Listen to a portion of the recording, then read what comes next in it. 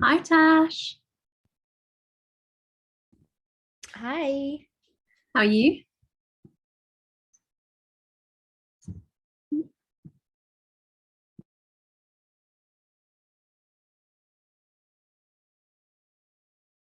We're Future Front. Others of you, this might be the first session that you've come to, so definitely follow our socials to hear about the latest events and resources that we have available for you. Next slide, please, Nikki. This is the bit where I sound like Chris Whitty. So just to give you a little introduction to Future Frontline. So our aim is to inspire and support today and tomorrow's NHS healthcare workers. So in principle, that means we support those of you who are aspiring healthcare students, current healthcare students, and current healthcare professionals. And everything that we do is 100% free of charge. So we have, if you go to our website, which is www.futurefrontline.co.uk, I'll put it in the chat in about 5 minutes, you will find a whole load of blog posts and articles written by current students and current professionals on a whole range of topics, from a week in their life to their tips for personal statements. So definitely recommend checking out our website. Next slide, please.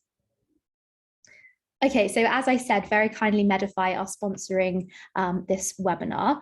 And I know many of you might have heard them before, but just to give you a little overview of what Medify do. So Medify is the UK's leading ed tech company for medical school applicants.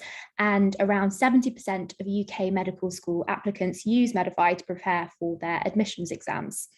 Their mission is to democratise healthcare education and break down traditional barriers to entry into medicine. They strive to achieve this by offering affordable products, school-nominated bursaries, and a number of free resources. Medify were formed from the ethos that all applicants should have affordable and convenient access to a self-serviceable platform that supports learning to progress into medical school, regardless of their background, which is exactly what we believe in at Future Frontline. And in 2021, Medify were proudly recognised as the winner of the BETT Award in the Higher Education or Further Education Digital Service category. So next slide, please. So Medify's UCAT online courses enable you to learn all about the UCAT with tips, techniques, and explanations for each kind of UCAT question through 50+ hours of video tutorials. And you can practice by accessing over 20,000 questions, so you can identify and address your weaknesses, and you can also compare your results to current and past candidates. I know that I used Medify's UCAT course myself, and it was an absolute lifesaver. So the UCAT online course simulates what the real UCAT will be, so you don't have any surprises on the day of the test, because they've got 21 mocks and I think over 40 mini mocks, which are all delivered through Medify's powerful exam replica. And you can continuously review your performance and easily see your progress with trackers and handy statistical insights. Next slide, please. So I know that I always thought of Medify as just sort of UCAT courses, but they also have a number of other services to support you throughout your admissions journey. So they have personal statement courses, which is going to, obviously, as it says on the tin, help you to complete a ready to submit personal statement within just 3 days. You'll be guided by admissions experts and also get access to over 100 personal statement examples. They also, some of you might be thinking about sitting the BMAT for certain universities, so they also have a BMAT online course, which can significantly boost your BMAT score in as little as a month, with 15 mocks, over 2,000 practice questions, automatic past paper grader, a detailed essay guide, and fully up-to-date tutorials covering all 3 sections of the BMAT.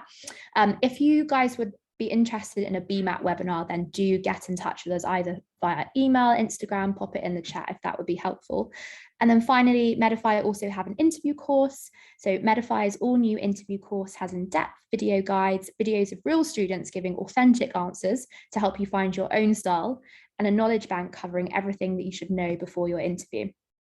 You might actually see my face on some of those Medify interview guides.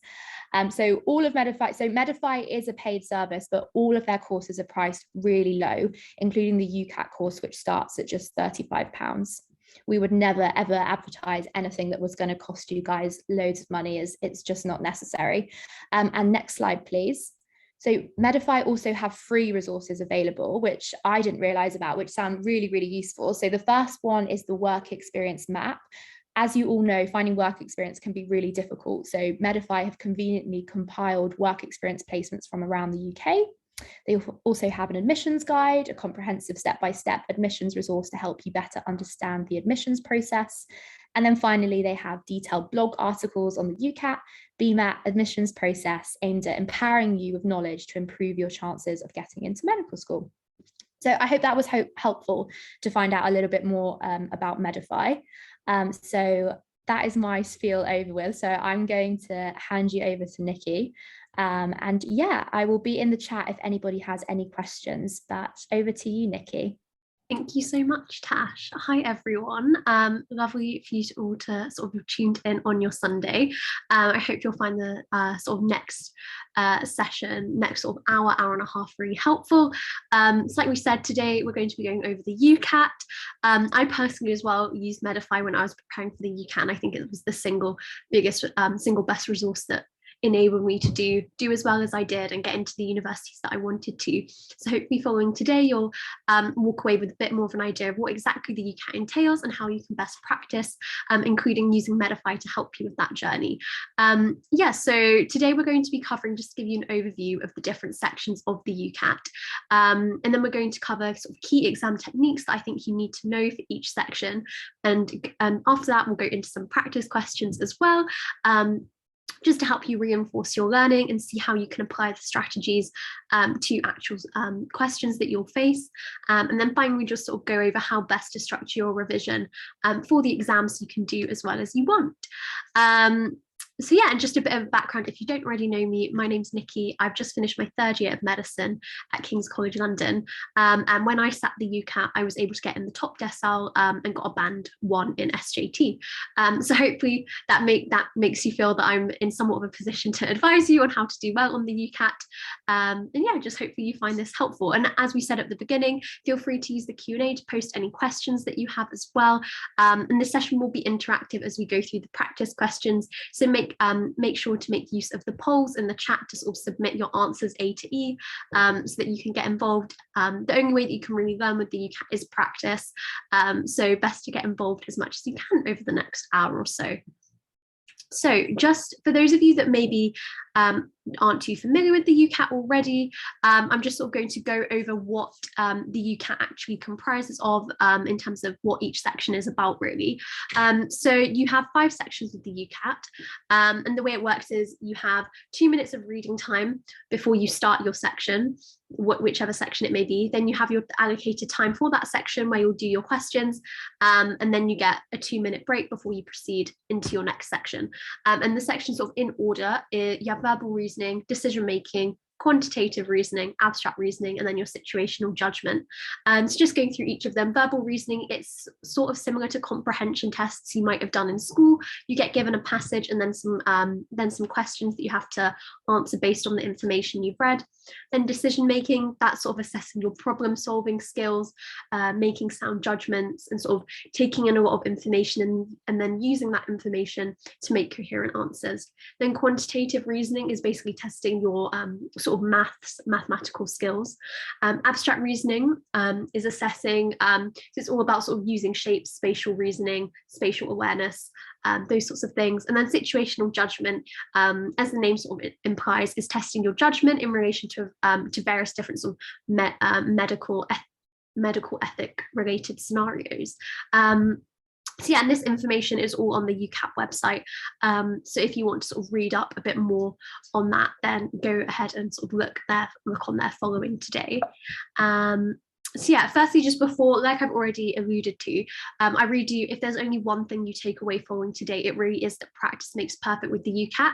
I think sometimes if you're really struggling with the questions, you can feel like, you know, oh, I'm just not going to do well and have these sort of concerns. But really, the UCAT is an exam that it's good. The exam is good in the sense that it's easy to do well because practice makes perfect. you don't have to, there is honestly nothing else that will help you besides practice. So don't get in your head about, oh, I'm just not good enough for this, I can't do it.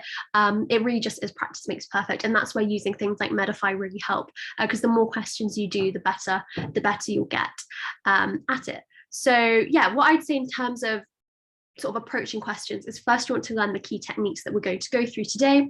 Then you want to do sort of untimed practice questions to familiarize yourself using those techniques and using them accurately, so getting the right answers. And then after that, you want to progress onto timed questions.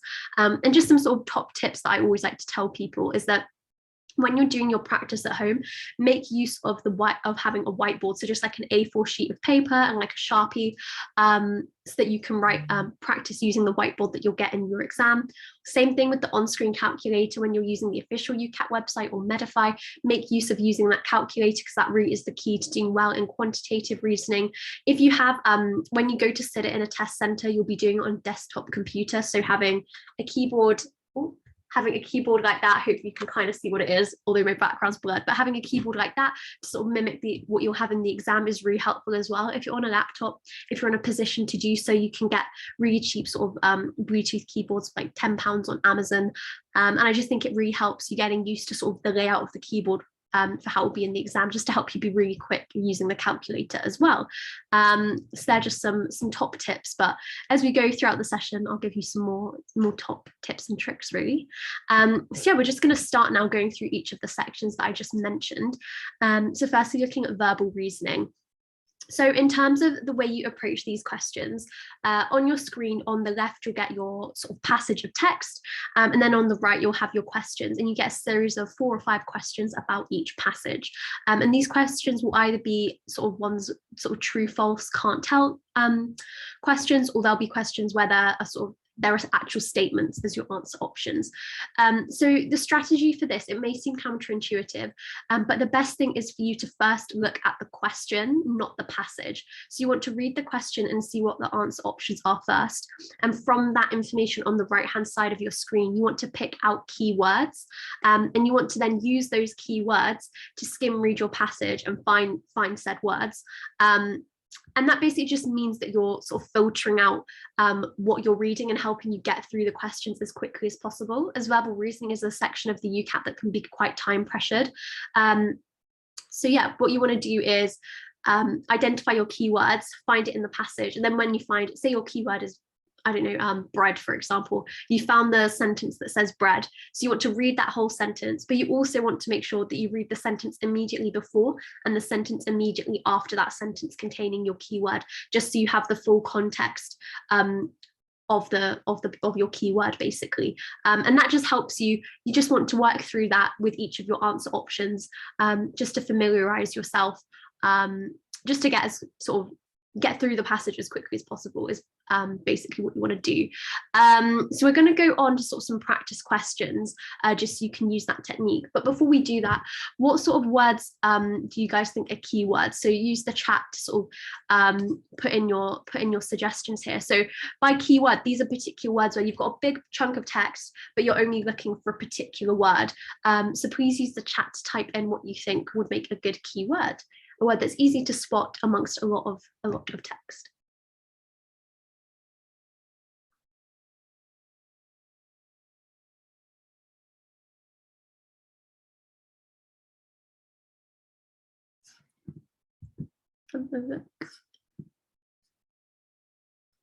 Okay. Oh, okay, so the chat is disabled. Okay, yeah, so just answering the Q&A section. Numbers, like percentages, yes, numbers are something that obviously just the shape of numbers themselves make them distinct from, letters of the alphabet, so they're really easy to spot. In the Q&A, does anyone else have any other suggestions? Yeah, names and dates and places, yes. Strong nouns, that's true. Sort of unique words that perhaps wouldn't be usually mentioned in text. Names, anything with capital letters is really easy to spot compared to sort of within the rest of the text. So that's really good. Yeah, statistics, yeah, again, like numbers. Dates, yeah, a lot of people saying dates. Yeah, so anything involving numbers is really helpful. Or months of the year, again, capital letters, super helpful. So you guys all seem to be on the right track for that, which is amazing. So what we're going to do now is we're just going to practice. So I'm not sure if there is a poll. If there is one, Tash will bring it up, but if not, you can just, okay, yeah. So there is a poll. So what I want you guys to do, don't worry about doing this in the time right now. It's just about familiarizing yourself with the technique. So just think, what are keywords from here that you want to pick out, and then you want to try and locate them and use them to be able to either to exclude, to eliminate an answer option, or for you to think, oh yeah, this is the right answer option. So looking at this, capital letter, Hillsborough disaster. So we know that that's like an important thing. Based on sort of deduction, that's probably what the main passage is about. And then just looking at each of these answer options, you want to pick out what are potential keywords. So just to sort of give you a few hints before anyone answers. So things like the tunnel leading to the two central pens. So two central pens, that's probably something that's quite sort of distinct and important. So that would be something I'd maybe skim read for. Again, the police let too many people in. Police is probably another thing. So hopefully that gives you an idea of what you'd want to do. So then I'd be looking through this passage, just sort of skimming through line to line, sort of just reading, trying to see if I can spot the word police, for example. But I'll just give you guys another sort of 30 seconds to try pick your answers. And don't be influenced by what other people are picking. Trust yourself and use the technique and see what you get as the right answer.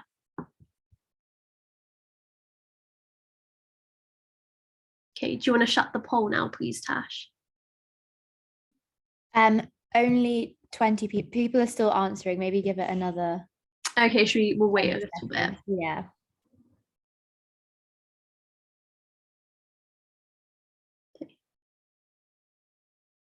Let's see, 50. Okay, 50% of you answered. That's really good. Keep it coming, guys. Good job.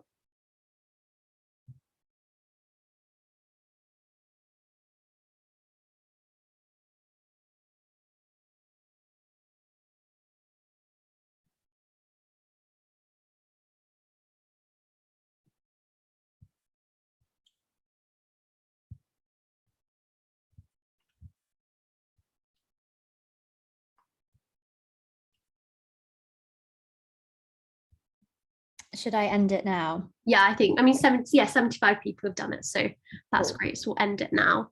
Yeah, so having a look at that, most of you went for C, although D and A were quite similar. Quite a lot of people said that as well as B. So let's have a look at what the answer is. Yeah, so the answer is C. Well done, guys. Yeah, so in terms of just reviewing that technique, again, it's all just about picking your keywords and trying to skim read, find the part that says the right information, and then sort of move on. Let's move on to the next question about the same passage. So again, if we bring up the new poll. Great.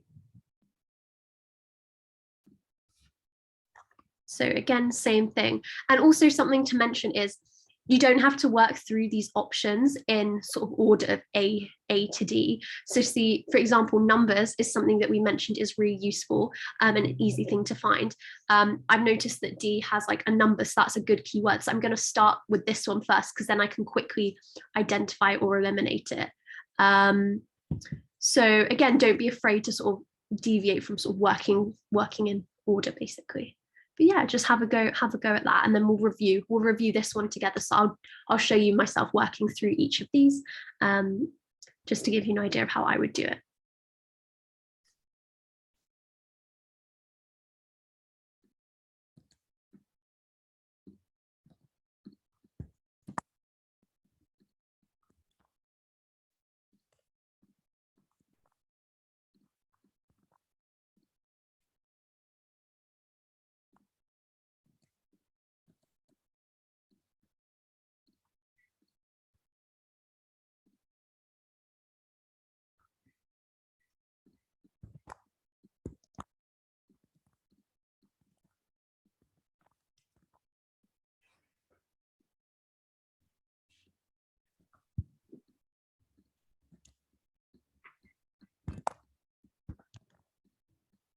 Okay, so we've reached 50, just over 50%, just because I'm wary of time. We have a lot of questions. Shall we end the poll now? Thank you, Tash. So Most of you went for D. Quite a lot of people went for C as well. So let's have a look. Yeah, so the answer was D. So again, if I was doing this, I would work through, I'd first see, okay, 1989, so I'm just going to skim read. So, okay, so I know that the Hillsborough disaster happened in 1989. That's not really helped me. If I'm reading the sentence above, tells me what happened in the disaster, that it's been blamed, what happened, the police sort of blamed people, the police were blamed for the incident. Okay, so that's not really helped me. I've not really got enough information. I'm just going to carry on looking further down the paragraphs to see if 1989 comes up anywhere again. See 1990, I see number 96, but I don't see 1989 again. So that's not really helped me much. So what's the next thing? This is quite a short sentence. Standing terraces is the only other thing you really have left to sort of pick out. So I see standing, but we don't see standing terraces. Again, just skim reading.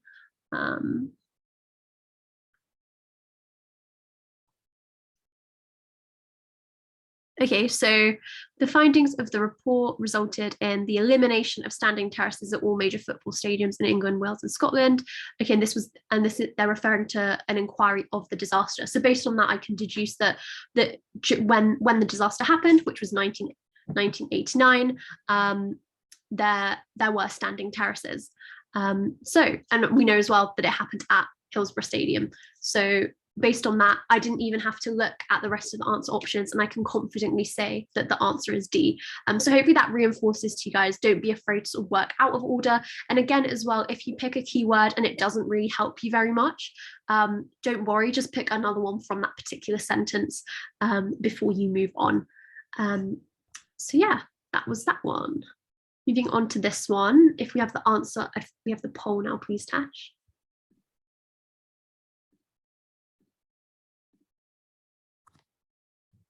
Okay, let's have a go at answering this one.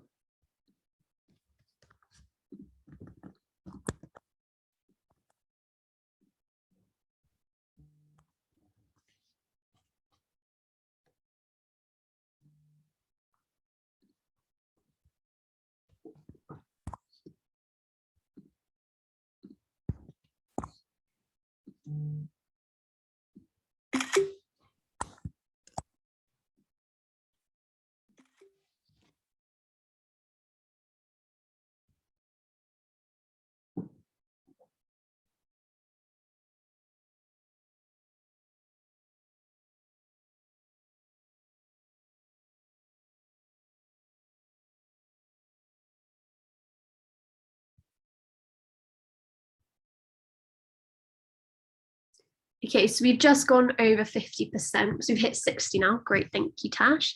So most of you said A, but there's also quite a few people that said B. So let's have a look. Okay, so the answer is B. Okay, so again, looking at this one, which of the following took place after the crush? So I know that the crush is a bit of contextual information, and that's the place where I'm going to find, wherever in the passage is talking about the crush, that's where I'm going to find the information I need to pick these answer options. So before I've even read these, I'm going to think, okay, let me just quickly skim read it and see if I can find the crush anywhere. And as well, remember, as you work through, because you get multiple questions on a single passage, as you work through the latter half of the questions on a set passage, you'll be quite familiar with what each paragraph is about. So I already know that this is just an introduction and contextual information. So I'm not even going to bother skim reading from the start. I'm instead going to start on the second paragraph. So I'm just having a quick skim read. Didn't really see anything. Okay, a crush barrier.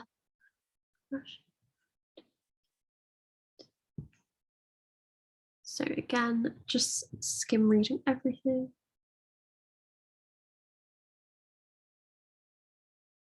Okay, so I didn't find crush in the second paragraph. Looking in the last paragraph, I already know what that was about. I read that, so I know the information is not going to be here. So I know either of these two paragraphs is going to help. This one is talking about crushing, so I think this is the key passage from paragraph for me to look at. Some of the supporters lifted fellow supporters onto the stand above. So on that, I'd probably look at sort of lift would probably be a keyword that I'd be looking for. Okay. The ensuing influx of supporters caused crushing, and some fans climbed over side fences or were lifted by fellow supporters. onto the stand above to escape the crush. Moments after the barriers broke, people fell on top of each other, game was stopped. To carry away the injured, supporters tore down, advertised hoarding. Okay, so they made DIY structures basically. Okay, so yes, that matches with B. So some supporters. So again, I think as well, it would be easy. I can understand why you would pick A based on what you read, but I think after is what they're trying to emphasize in the question.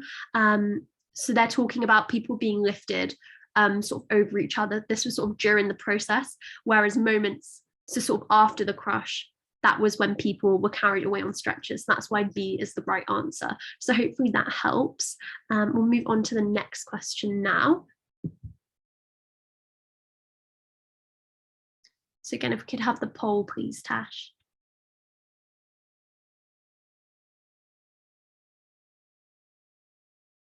Great, key.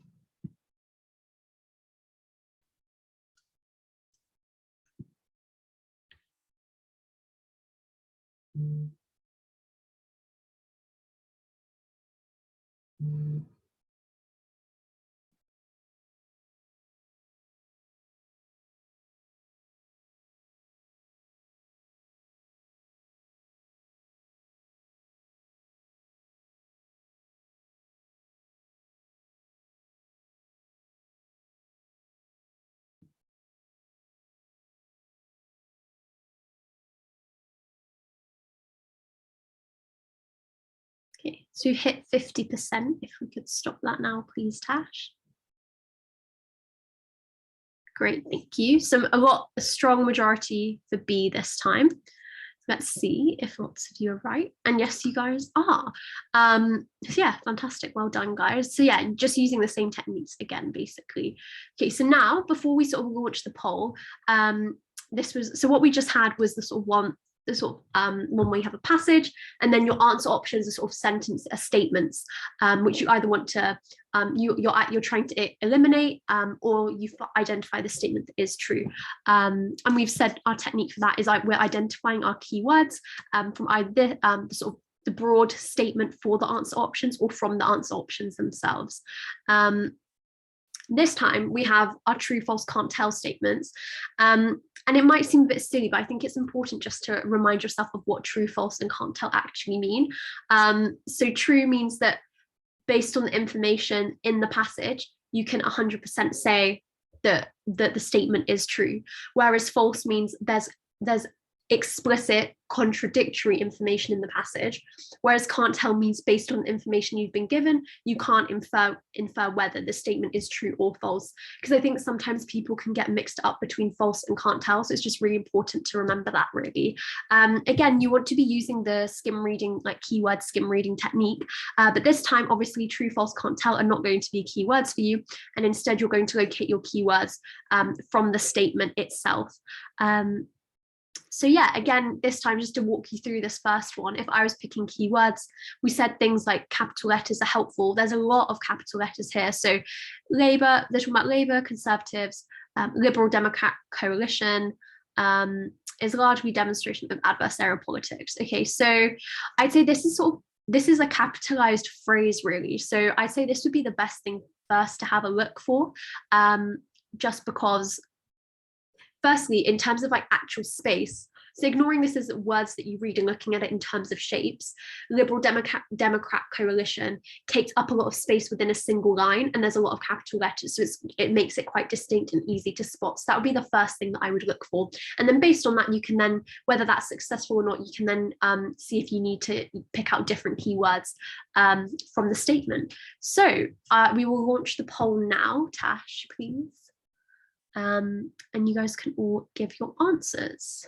So Sorry, again, we'll just so no, that's fine. So just remember that A is true. So sort of A is true, B is false, and C is can't tell.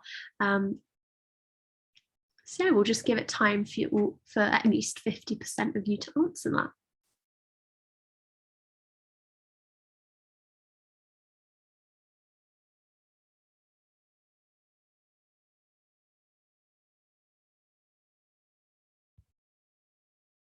Okay, so we've had over 50%. If we can stop the poll now, please, Tash.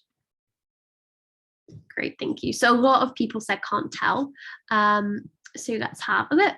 And it is true, can't tell. So, I mean, a lot of you got that one right. So just for the sake of time, I won't review it. But again, these are all on, this will all be uploaded onto YouTube. So you guys can have a look there as well following today. Just moving on to the next one. If we can watch the poll, please, Tash. Sorry, yeah, I'm on it. Yeah. I labeled every practice question, so. Yeah, I know that works well. Yeah, just remember, guys, that just working in order A, B, C for true, false, can't tell. Oh, someone's put D. So just remember to only answer options A to C for these questions.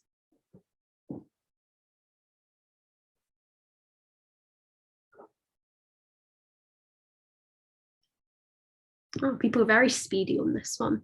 It's great, guys.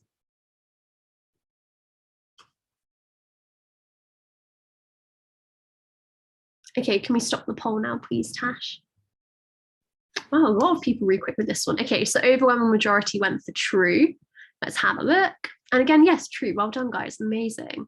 Okay, next one. Poll, please, Tash.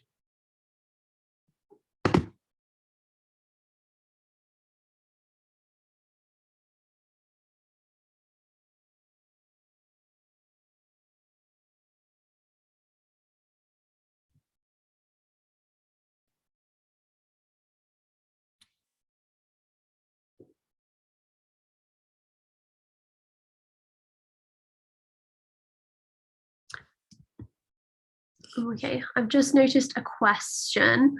While people are doing this, I'll just quickly answer it. So if you finish a subsection early, does it get added onto the next subsection and you can review the different? No. So the way the test will work is that you get your allocated time for that section, and if you finish early, you can either you just have to wait for the time. You can either like wait for the time to finish and use that time to review all your answer options so far, or you can say that you want to end and move on to the next section, but you'll still get the allocated time for that next section. If you say you finished verbal reasoning 10 minutes early, it wouldn't mean that you get 10 minutes added on to the next section. So in my opinion, I think it's always best to use the full time.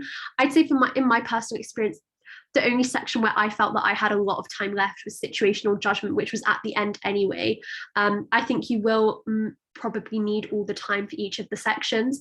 And I don't think the UCAT is already a very time pressured exam. So I don't think it's worth trying to rush through to save time for sections you find harder, because you can't do that anyway. And if you were trying to rush, I just think you'd make mistakes.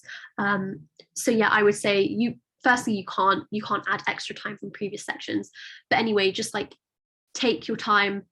Obviously, you don't want to be super slow that you run out of time, but just make sure that don't try and like rush through the exam to get it done in less than 2 hours to leave because you're having a bad time. You don't want to be there, because I think you just need to sort of give yourself the time that each section requires and needs, and that's the way that you can do well. That was quite a waffly answer, but hopefully that makes sense. If we can stop the poll now, please, Tash. 83% of people have answered this. That's fantastic, guys.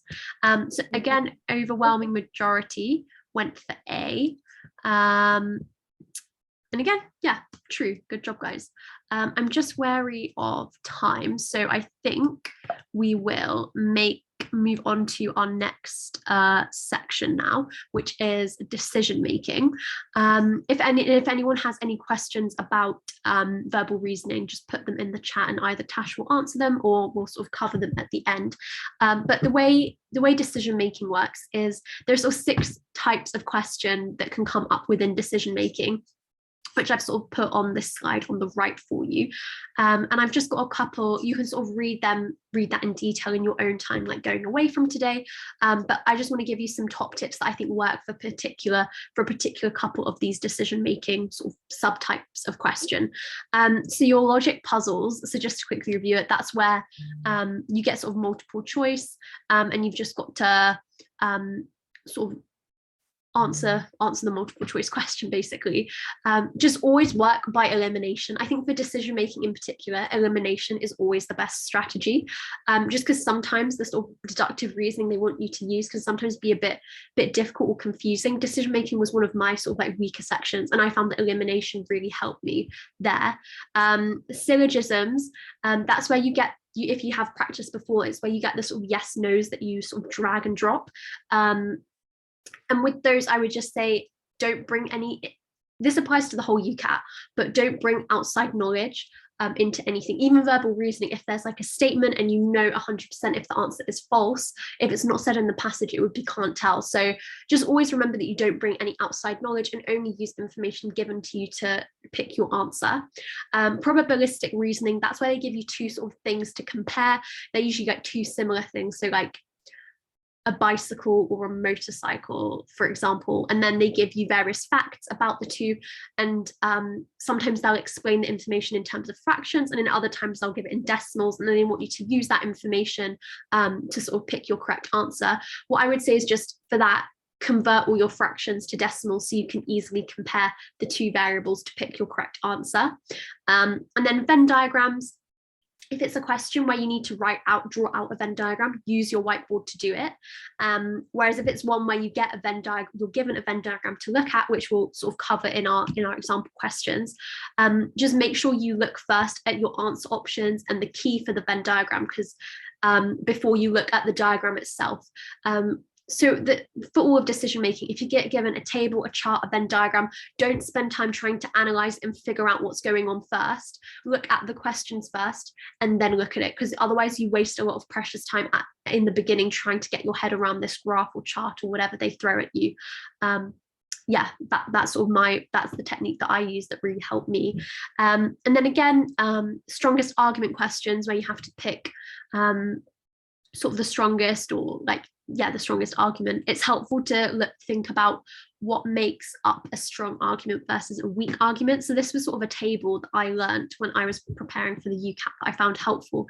So just to sort of summarize, a strong argument is something that's sort of factually based. It's got evidence behind it. So maybe statistics, for example. It's directly related to the subject that you're discussing, and it's not got any opinion. It's unbiased. There's no emotion behind it. Whereas a weak argument is based on an assumption, or it can be very opinionated or emotionally based. And there might be sort of like false statistics in it. A lot of the times in the UCAT, if the answer has statistics in it, it's not usually a weak argument. But don't just look at numbers alone and use that to decide whether it's strong or weak. Just take in all the things, or take in all the factors that are in the table, basically. But I think if you learn this table, you can that helps you sort of score really well in those strongest argument questions within the UCAT. So yeah, we'll now just same thing again, go into some practice questions. I know it's a bit small, so I apologize for that. But okay, so again, immediately I'm just seeing 5/8 and 0.7. So I know this is probabilistic reasoning, so just remember the technique I told you. And yeah, have a go. And you can as well, something that helped me is using my whiteboard. So they're talking about squash and badminton. So I'd write squash on one side, badminton on another, and then in each like column of my DIY table, I'd have my decimal points so that I can easily compare between the two. So that's something that helped me quite a lot, if you want to give that a go as well.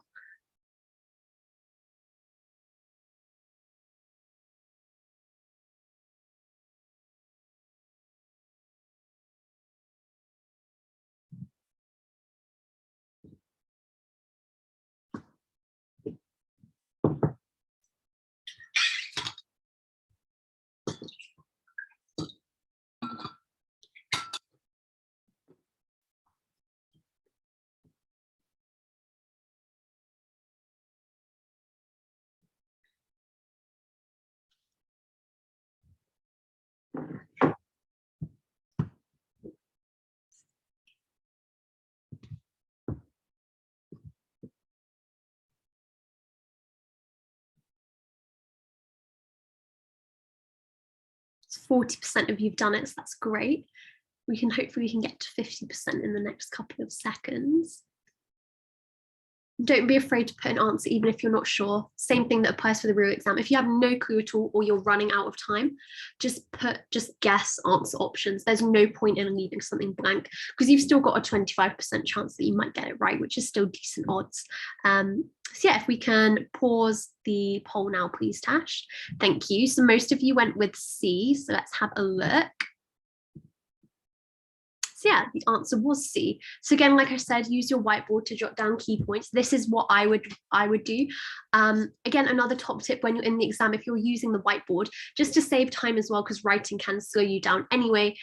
Instead of writing squash and badminton, I maybe write S and then I'd write B, and then instead of writing can afford after 6 months, I just write 6M.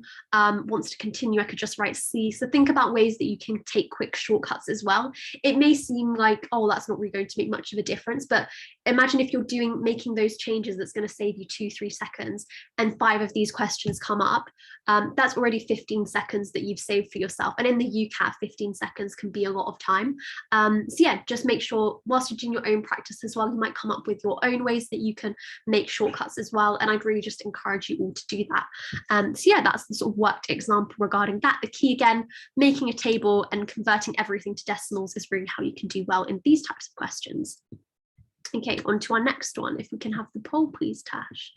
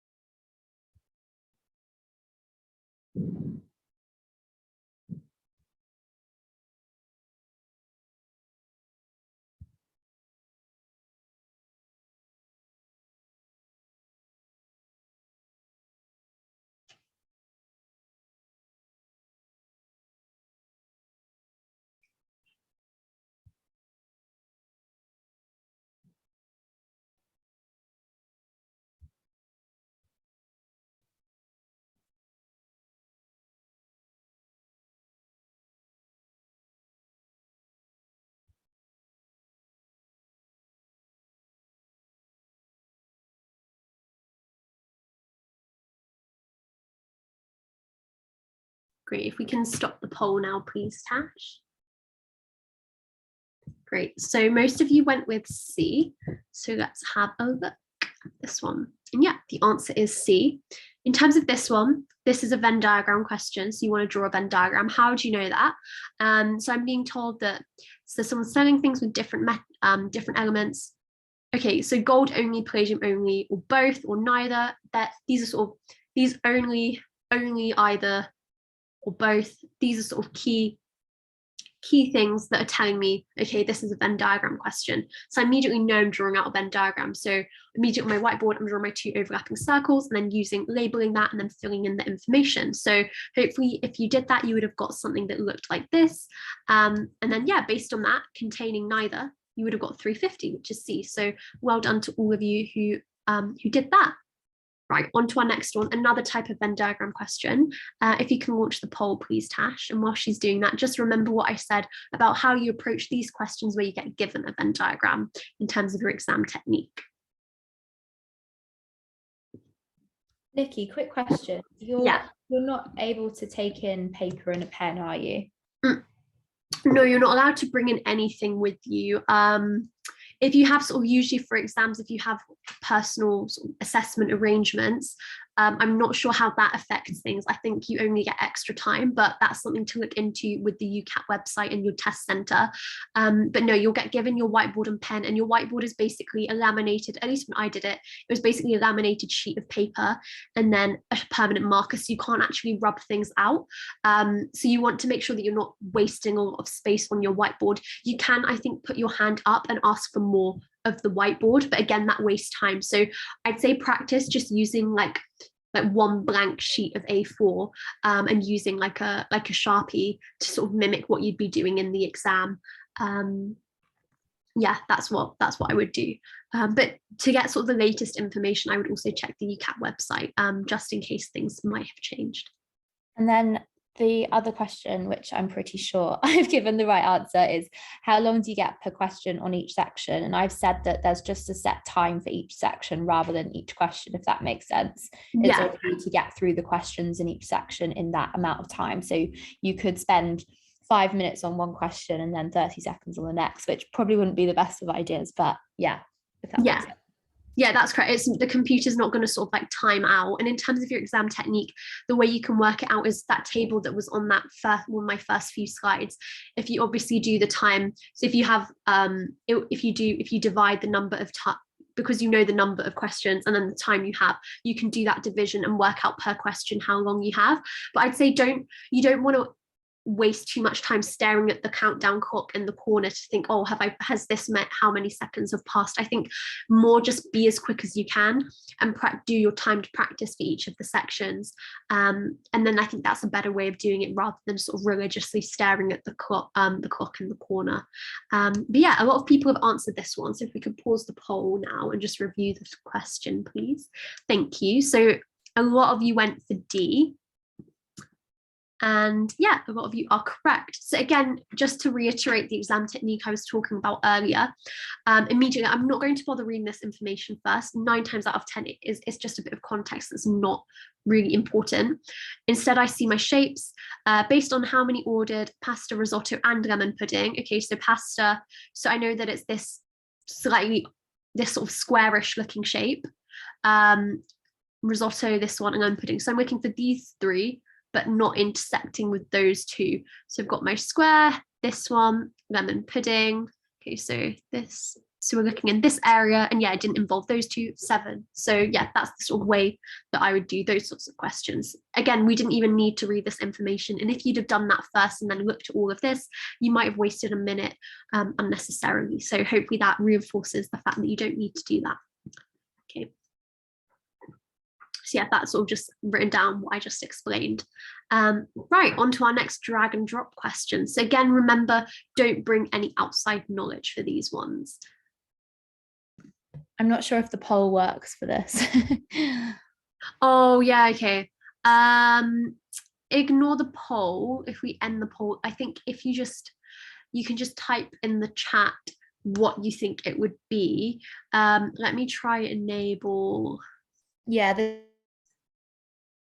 Oh, I think you just cut out, Tash. I don't think we heard what you said.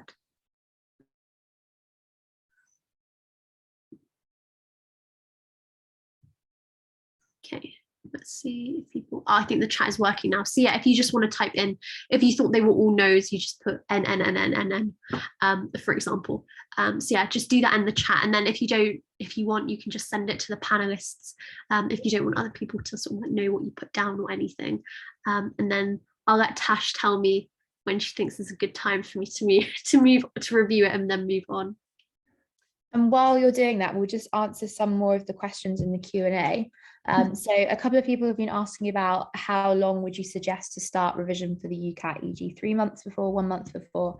I've said for me, I think I was sort of 4 to 6 weeks, and that I think the evidence shows that a shorter, more intense spell of studying is better. But what did you do, and what's your opinion? Yeah, so I'm actually covering that in my last section of the presentation, so I don't want to give too much away. Okay. But my summary would be 6 to 8 weeks. And again, the same thing. I think if you do too much, you will you'll hit a wall where you'll fatigue. I think when I personally did it, I actually spent 12 weeks, but I think the first 4 weeks were very inefficient. I didn't really learn much anyway, and I think they just meant that the closer it got to my exam, I was a bit burnt out and a bit fatigued when I didn't need to be. And like you said, Tash, I think the evidence does show that if you do sort of a more intense sort of spell of revision over a shorter period of time, you'll familiarize yourself with the techniques really well and have your timing really well, and you won't be exhausted from it, that you can go in and sort of smash the exam. But we'll sort of discuss the exact ins and outs of sort of exam technique at the end. But yeah, quite a few people have sort of given their answers. So I think we'll have a look now at that. So in terms of this, the answers are no, no, yes, no, yes. So I'm just going to sort of walk through this one with you then, and sort of give the explanation. So again, with these, I tend to read the sort of answer option first and then read the sort of overarching sentence. So Damien is continuously driving on the right lane, he will be fined. Must always drive in the left unless they're overtaking another vehicle. Okay, so I already know that the answer to this is no, because it's saying this is sort of an absolute. It's saying if you drive in the right, if you are continuously driving in the right lane, you will be fined if you're continuously driving in the right lane, unless there is a valid reason. So yeah, I know the answer to that one is no. Second one, a police officer is driving in the right lane, he will not be fined. Okay, let's have a look. Emergency vehicles can drive in the right lane without any consequence if they have switched on their sirens. So the answer to this is no, because just because they're a police officer, if they're a police officer without their sirens on, then no, they can't be doing that. So that's why that is the answer. Stephen must turn right in 50 meters. He's able to drive in the right lane with no consequence. If that's fine. Okay, if they're about to take a right turn in 100 meters or less, that's a situation in which you can drive in the right lane. So yeah, that follows. So yes, a fine is always issued to anyone who continuously drives in the right lane. No, we know that's not true, because an emergency vehicle with their siren on can continuously drive in the right lane with no consequence. So that's why it's no. And then not all emergency vehicles can drive in the right lane without consequence. Yes, that's true, because if it's an emergency vehicle without the siren turned on, then they would get a fine. They would face a consequence. So that's why that is the correct answer. So hopefully that makes sense, and well done for everyone for getting involved with that one. Okay, this is sort of more of a logical puzzle-based one. So if we could launch the poll for this one, please. Hopefully the poll will work this time. So again, it will be sort of A, B, C, D will be your answer options this time.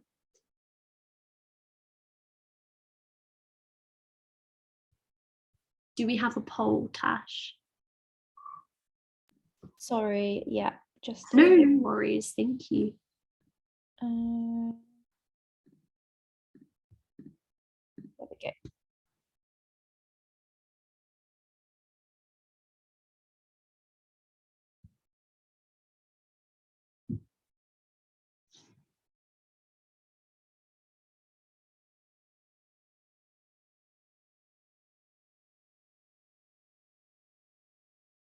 Lots of you getting involved on this one, which is great. Hopefully, again, we can get our at least 50% of people getting involved.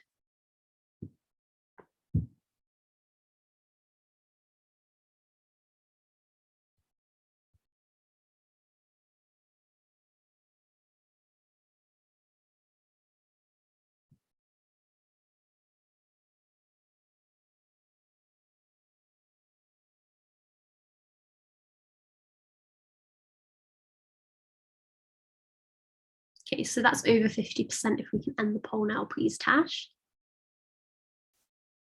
Great, thank you. So most people went with B. Let's have a look. And yes, the answer is B. So the way I kind of approach these questions, I'll just go back quickly. It might seem a bit odd, but I do sort of treat them like algebra. So you sort of want to work, and by that I mean sort of substitution is what you want to do. So if we look here, you want to see if there are different things, sort of different equations that you can slot into other ones. So then you can add things together, eliminate things, and get to your correct answer. So we're told, for example, triangle equals circle. And here we see that we have triangle here. So we know that these two things equal a circle. So I know that 2 circles, for example, equals a square plus a triangle. Or for example, again, by substituting the first equation into the second one, we know that 3 triangles equals 1 square. Triangle, yeah, that's true as well. So yeah, you just want to think about the different ways that you can do it, and then you can sort of deduce things. So if we go through step by step, so 3 triangles equals a square. So where else do we have 3 triangles? Okay, so 3 triangles. So we know that 1, 2, 3, we had 3 triangles here, 3 triangles here, and then we can break it down and get a square. I don't think I'm explaining this very well. I'm just quickly going to get a bit of pen and paper just to like write it down myself. I'll be 1 minute.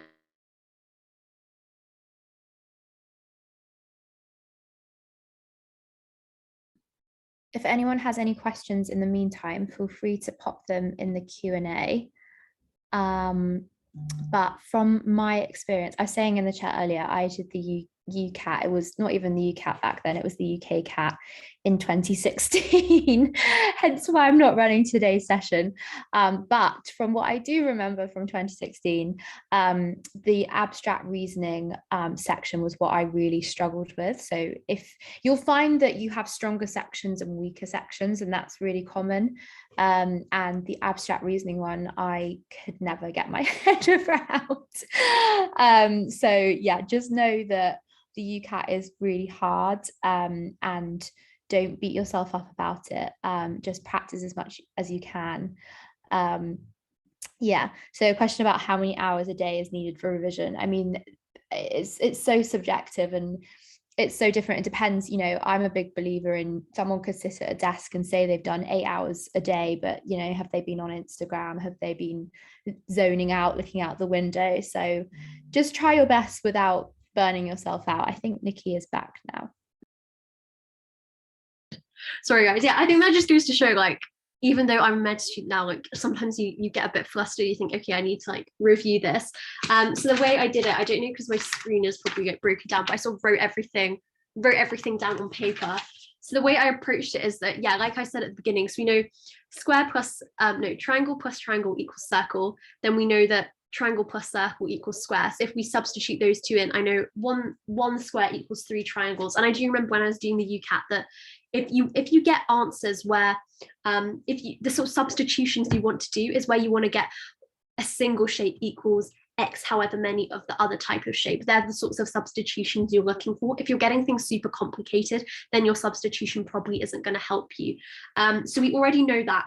And then if we look at our last line, which has the question mark, which is what we're trying to solve for, we know that we have a square plus a circle plus a triangle equals a square plus something. So if we sort of simplify that, we know that we have, we already said that we have 1 square makes up 3 triangles. So then you can end up getting 3 triangles plus a square equals a square plus something, which again is 3 triangles, which simplifies into a square. So that's sort of how you get it. So yeah, again, hopefully that reinforces the fact, don't be afraid if these questions frazzle you the first time.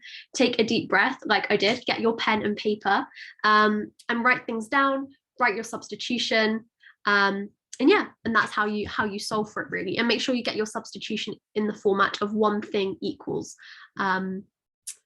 however many of a different shape. But yeah, and just to sort of expand on Tash's question, again, I'll cover how many sort of hours I'd say you should be doing. But the key, again, is not really the hours you do, but more the number of questions you expose yourself to, because the more different types of questions you see, the more likely, the more prepared you are with your exam technique and your ability to apply that exam technique to do the same in the real exam and apply the techniques and get the marks. What I would say is what's more important is just practicing in like 2-hour bursts to mimic the real exam. So if you could do, for example, there could be someone else that's doing like 10-12 hours a day, but doing like half an hour like here and there. Whereas if you did just like 2 hours in a day, where it's just 2 hours where you just sat down and did like a mock exam, or 2 hours worth of abstract reasoning or decision making, that will probably put you in a better position. So yeah, mimicking what you do in the exam, because sitting at your desk staring at a computer to answer questions like very fast paced for 2 hours straight is quite difficult to do. So you want to train yourself to be able to do that. So hopefully that helps as well. Okay. This is a lengthy question, so we'll do this as our last decision-making question before we move on to our next section. And just a hint, for these types of questions, I like to draw out a table. So again, while you guys are doing it, to be prepared, I'm going to do mine on a pen and paper now. So yeah, just have a go at that, everyone.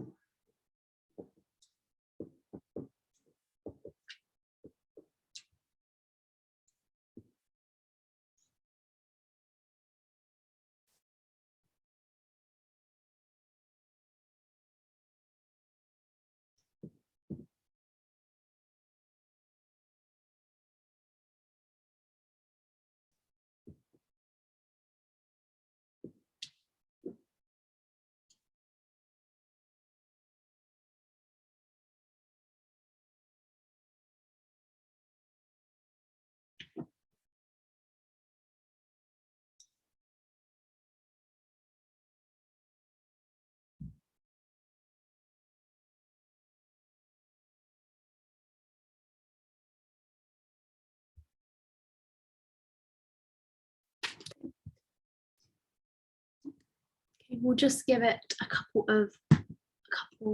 more seconds. Okay, already over a quarter of you've done it. That's great. Hope we can get to 25%.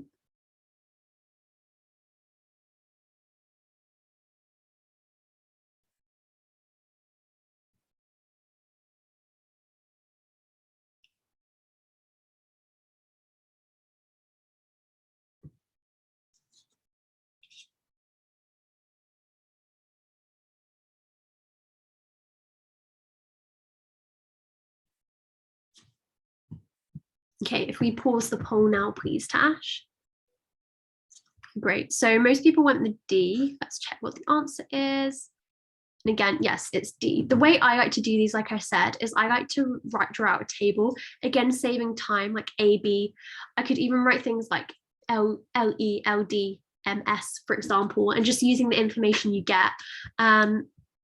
So you know that, okay, Aaron's group had the largest number of visitors, so you know that's 50. Then you've got 12, 30, 12, 20, and 35 left. The number, so Callum plus Brian's group together is less than Callie's. So you know that Callie is going to be the 35. You get told London only allows an odd number of people, and 35 is the only odd number. So I don't need, again, you've drawn a table, but don't think you need to fill in every bit of the table before you move on. Just filling that in, I know that the answer is D, like a lot of you said, and then you can move on. So hopefully that helps. So the hint to me that it's a question where I'm going to draw out a table is when either those probability questions I mentioned right at the start, or these ones where you get multiple names of people that are doing similar things, but they're all slightly different. Like here, so you get multiple names and they're all working in London, but they all have different group sizes and they're all going to different places. So I know that's like my mental cue that I'm going to draw out a table. So hopefully that helps. Okay, so that was decision making. And now we're going to move on to quantitative reasoning. So there's not really that much for exam technique. I don't think there's that much for me to really say, other than I think sometimes if, for example, you're someone that hasn't done A-level maths, I think sometimes there can be this tendency to worry that you're at a big disadvantage in quantitative reasoning, but I'd say that is 100% not true. The actual mathematical skills that you need to apply for QR are nothing that would exceed GCSE level. So firstly, you're not at a disadvantage. And I think, if anything, everyone is sort of on a level playing field, in the sense that I think a lot of us have a sort of dependence on a calculator and not very good mental math skills. But I'd say working on your maths in the sense of building up your mental arithmetic is really the priority over being able to know these complicated mathematical techniques. So practice your mental maths. I think I sort of used mental maths like websites that I'd sort of, if I was commuting or just had a free 5 minutes, I would just get that website out on my phone and practice mental maths, and that really helped me. And then again, like I said at the start, really practice with the on-screen calculator. Obviously, we don't have that available to us today, but if you're on a computer that has sort of a calculator where you'll either click or type in with your keyboard the numbers, then I would encourage you to use that over a traditional calculator if you have that available to you. So that being said, let's just look at some practice questions now. If we could have the poll, please, Tash. And again, one thing, if you think that if you stumble across a question where there's so many steps involved in your calculations, I would flag that and then move on to the next one, just because it's not worth it. And they'll sometimes throw in really lengthy, difficult QR questions, but there'll be like 2, 3, 4 simple quick ones to compensate for that later on in your set. So yeah, again, rule for anything, if you think it's taking too long, flag it, guess, flag, and move on and come back to it at the end if you get time.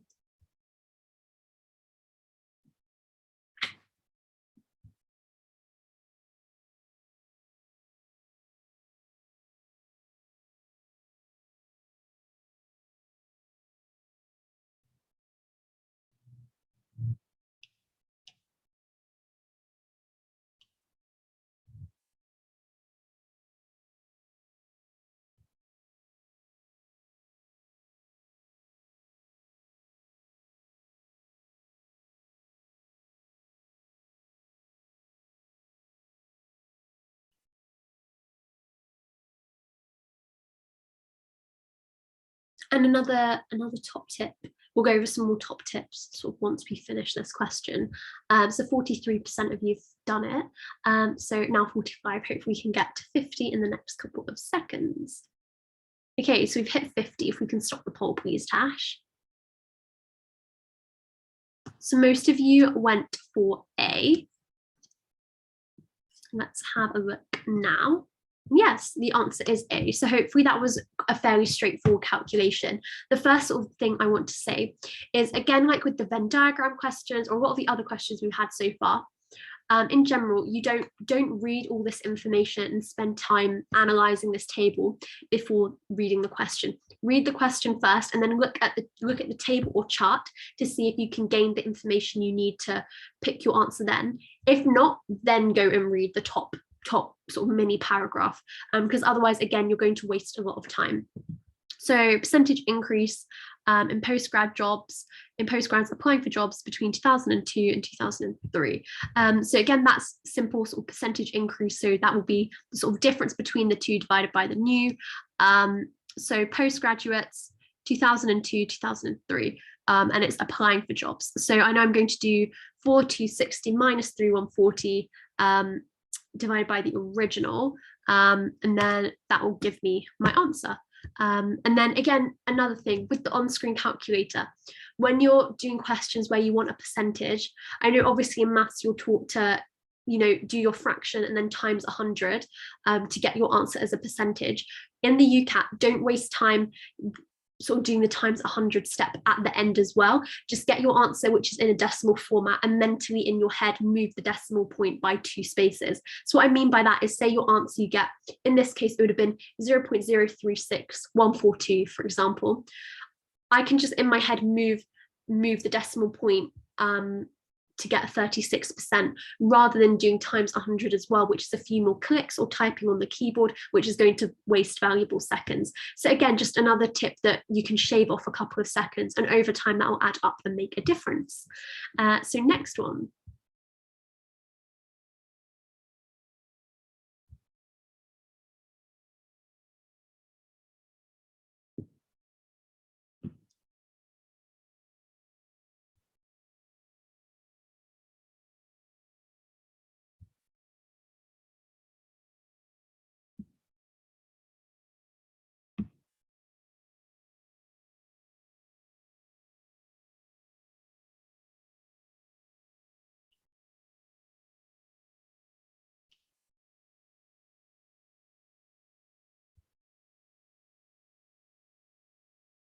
Okay, if we stop the poll now, please, Tash. Okay. So most people went for D. Again, yeah. For these ones, sometimes as well with a table, I know we're all very reliant on our calculators. You might want to have like quickly type this in on a calculator, but instead just looking at these two numbers, you can see that they're sort of easy numbers for you to add up in your head. So you know that so 40 plus 60 makes 100. So you've got 3, so you know 400. So you know your answer, and then 3 plus 4 is 7, so 7,400. That was quite quick, whereas doing it in the calculator would have taken me a couple more seconds. So again, identify when you can do mental maths, but also identify when it's going to take much longer and instead you need to use your calculator, like with things like percentage change. So yeah, moving on to the next one. Poll, please, Tash.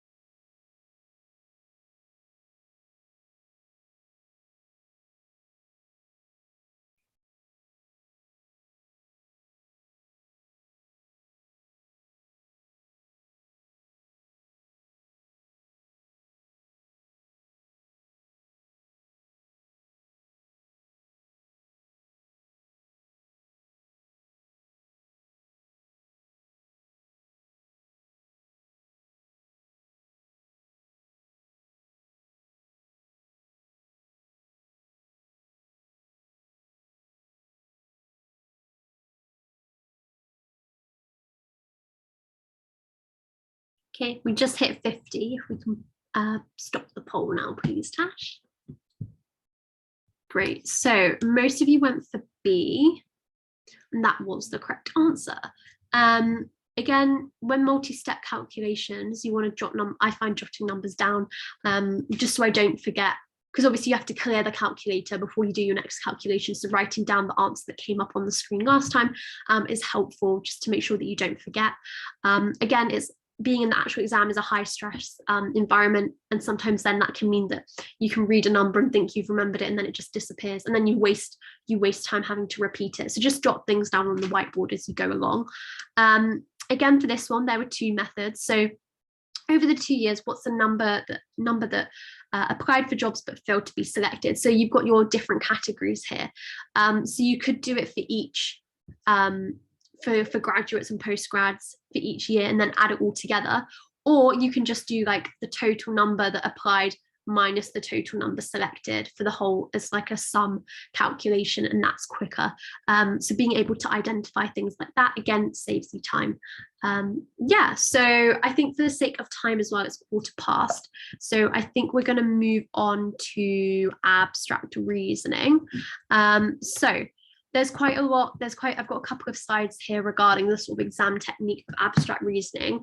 I think it's one of the sections of the UCAT where exam technique is super important, just because it is quite a time pressured one. This abstract reasoning, again, was one of my lesser confident sections, but hopefully after going through these techniques that really help me, you'll find them to be the same for you. So I think it's really important with abstract reasoning to know the sorts of what are the variables you can change about the different shapes, right?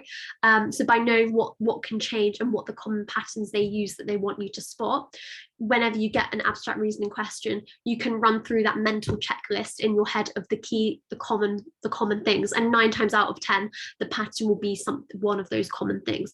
They may occasionally give you a really obscure difficult one, but again, like I was saying, with quantitative reasoning, if it's something that's requiring a lot of time and you just don't have any clue, just guess it and move on, or sort of use your intuition of, based on set A and set B, what kind of looks like it could potentially fit in. in, because you don't want to waste time, especially in abstract reasoning. So just to run through, they're all written down here, but number of arrows or shapes, the number of sides, direction arrows are pointing in, whether shapes are shaded or unshaded, so black, white, or grey, odd and even, so with regards to size, total number of shapes. If you have a lot of lines, the number of intersections, so lines crossing over, can be something that they make a pattern out of. Size as well, and then positioning as well. So in terms of if it was like a clock face, is there a particular position it's in or a particular corner of the box that it's in? These are common things that can come up. So like I said, we have these set A, set B questions. And if you haven't sort of seen any of these before, don't worry, we're going to practice them today. But what you basically want to do is look at set A and look at set B and identify what's the simplest box in that set. And then you want to, because the point of them is every shape in set A will follow the same pattern. So looking at the simplest box just makes it easier for you to identify what that pattern is. So you find that rule. So in set A, there is always, for example, a circle in the top right corner. And then you'll do the same for set B, and then you want to work out which the sort of shape you get in the question, which one it fits with. So is it A, is it B, or is it neither?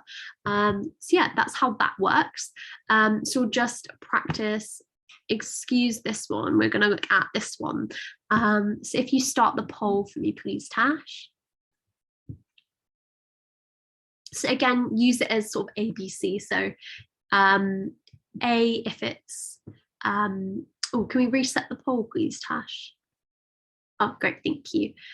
Yeah, so if you think it's A, pick A. If it's B, pick B. If it's neither, pick C.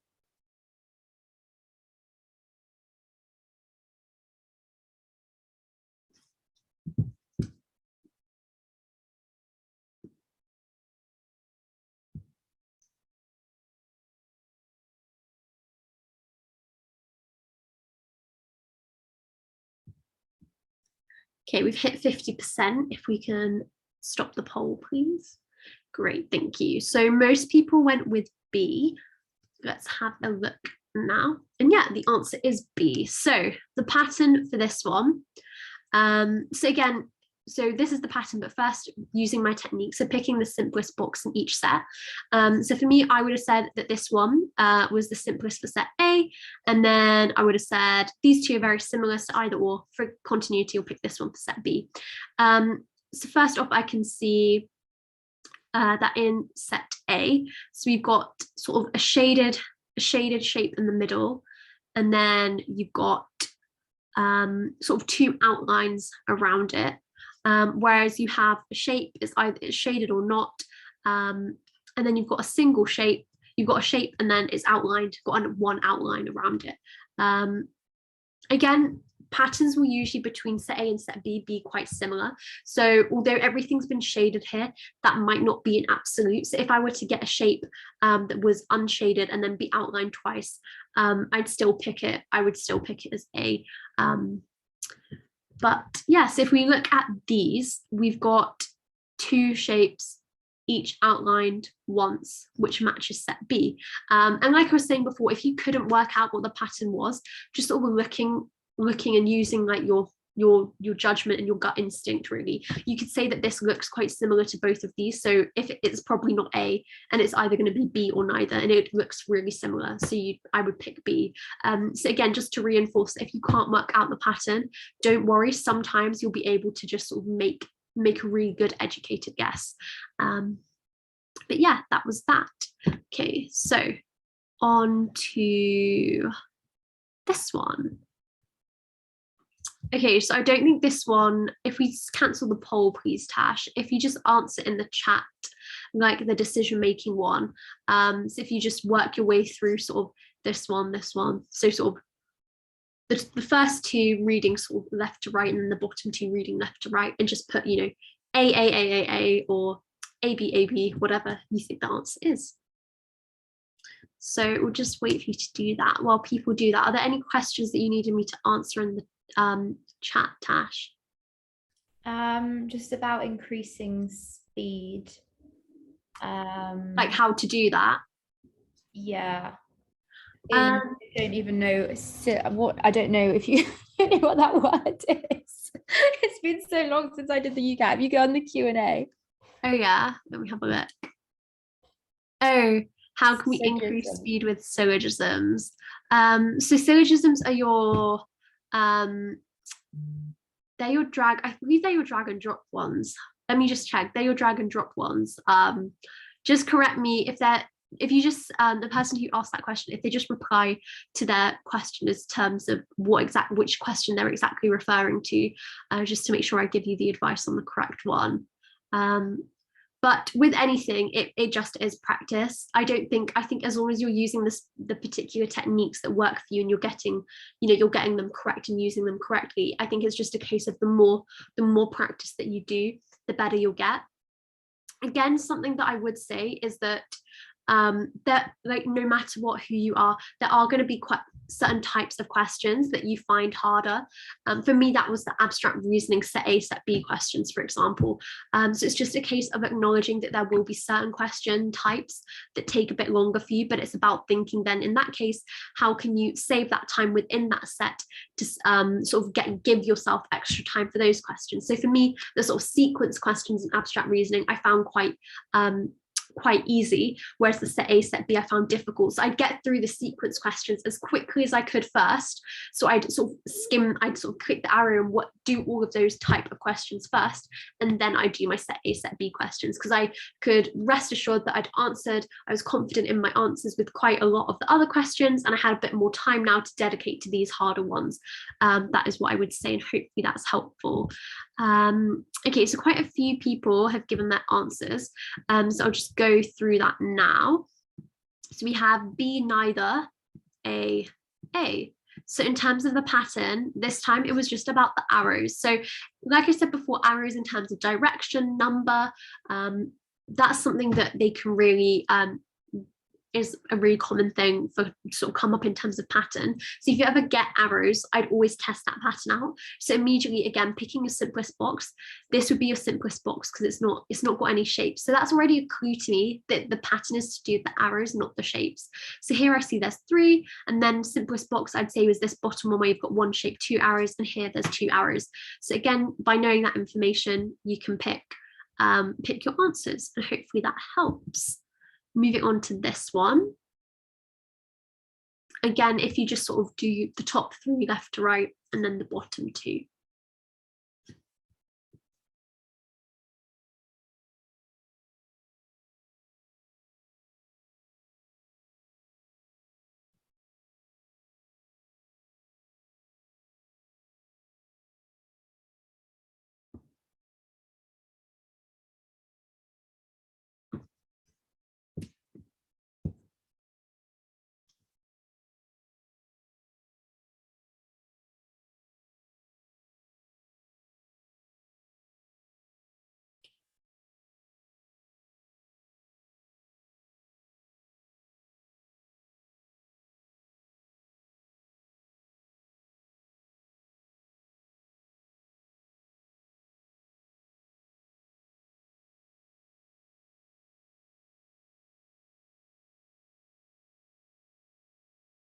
Hopefully in the next minute or two, some more of you can make some guesses in the chat.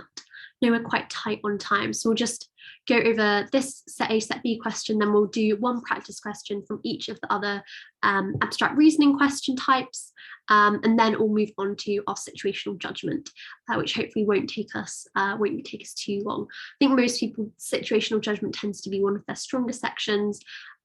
Is a bit different, and I think it's quite nice. It can helps you get in the frame of mind of facing clinical scenarios, and hopefully that's something you'll all get to be in the clinical setting very soon, once you get into med school. So yeah, okay, quite a few people have made some contributions in the chat now, which is fantastic. So we'll just go through that all now. So it's A, B, A, neither. So looking at this one is quite a tricky one. And again, I think this one, I've sort of included this because it shows you where to go with sort of your intuition and gut instinct when you can't make a distinct rule. But basically, again, picking your simplest box, I'd go for this one. So I'd go for the hexagon in A, and then B, for in set B, I'd go with the square. So, okay, you could say that things you'd first try out, okay, you can't really make a comment about shapes because you've got these lines here as well. And I mean, you've got something like a circle with a cross within it, so it's not really very helpful. So instead, the next thing, angles is something that you would look at, and you'd know that 6-sided shape is 720 angles. If you didn't know that sort of off the top of your head, break this up into sort of a quadrilateral here, and then 2 triangles. So you know that hopefully you'd know a quadrilateral, 360 degrees plus 180 plus 180. So 360 plus 360, which is 720. And then square again, 360. So then knowing that, you can select your answers. But that was a bit more of a tricky question, so don't worry if you didn't get that one right. Again, if we went with our judgment, I mean, a cross and a square is what we have in set A. So multiple times, so you could pick that. Again, here you have just a cross. Okay, that happens in set B, so we'd pick that one. Here you have a cross and a circle. Again, you get like a circle and another shape in set A, so I would put it there. And then this one just looks a bit odd, doesn't really look like anything else, so I would have put neither. So again, you could have got all of them, or maybe three or four of them right, just on intuition again. So don't be afraid to make use of that if you need to. So we're next going to move on to our sequence questions. So this is where you get sort of a series of boxes, and then you get some answer options. It's like which one comes next. So what I'd say for this is the pattern is usually alternating. So you want to for these types of questions, identify what the pattern is, and then look at the answer options and pick the correct one. So in terms of changes here, again, number of sides, shading, size, position, and then directions of arrows or shapes or lines are the key things to look out for, really. So we'll just do one practice question here. So I think we can launch the poll for this one, please, Tash. And you can answer sort of A, B, C, or D based on what you think is correct.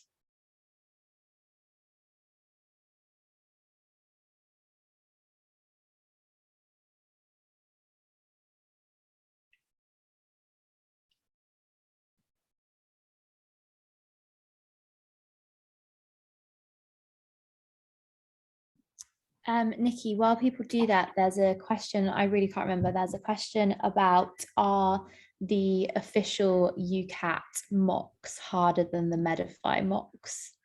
As someone said, they really struggled with the official mock. Okay, yeah, so I'd say that, to be honest, that was actually my exact same personal experience when I was revising for the UCAT. I remember I did I saved all the real UCAT mocks for 2 days before the exam, and I just freaked myself out. I'd say yes, in my personal experience, yes, they were harder, but Medify more closely matched the standard in terms of level of difficulty, and the style of questions was much more accurate to the real exam than the UCAT mocks, which seems really odd, but I know that since when I sat the exam and every year after, people I know who've sat it, they've all said the same thing, that the UCAT mocks, for whatever reason, are just much, much harder than the actual UCAT exam, and Medify is really good at matching the standard. So again, I would say though, obviously UCAT have produced these mocks, so it would be, and they're a free resource, it'd be foolish of you to not use it. So I'd say still use it, you'll still learn from it and practice using your exam techniques, but I'd say I wouldn't pay too much attention to the score you get in those mock exams. I'd say the Medify mock exam, much more closely matched the standard of the exam when I sat it. And I know from friends I had that sat it sort of last year, 2 years ago, that they found that to be the same case. So yeah, I'd say don't be thrown by it, but obviously still make use of the resource that the UCAT website is. Hopefully that helps. Okay, so thanks for ending the poll for me as well, Tash. So a bit more of an even split, particularly between C and D. So hopefully we can go through this one now and it will help you guys out. So D was the correct answer. So looking at this one's a bit difficult. So firstly, again, arrows. So I'm having a look at the arrows, see if I can notice any trend. They're not always pointing in corners. The position of the arrow is sort of changing every time, but it's not, I wouldn't say it's something super distinct, but all I would note is that there's one sort of thin, can you still see my screen? Sorry. Yeah, we can still see it. Okay, great. Yes, yeah, so there's always one arrow, so I've immediately eliminated A.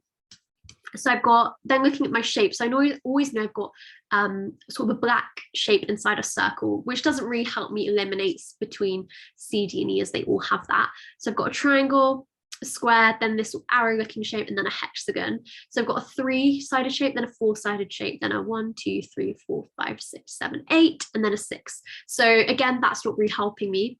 Then thinking, okay, the corners are always touching the circle. So that's 1, 2, 3, 4, 1, 2, 3, 4, 5, and then 6. So it's going up by 1 every time. So I know that my next one is going to have an arrow and then a shape, a black shape in a circle with 7 points of contact. So 1, 2, 3, 4, 5, 6, 7. Okay, yeah, then we know it's D, just to check with C, 1, 2, 3, 4, 5, 6. So that's why it wasn't C. So hopefully that helps. But yeah, that was definitely a slightly tricky question. But again, it shows you always look for the patterns, like things increasing or decreasing by 1 or change in direction. We'll move on now for the sake of time, as it's already gone past half past. We'll just do the last type of abstract reasoning question, which is the statement questions. So this is where you get this is to this as this is to blank, and then you have to select what blank is.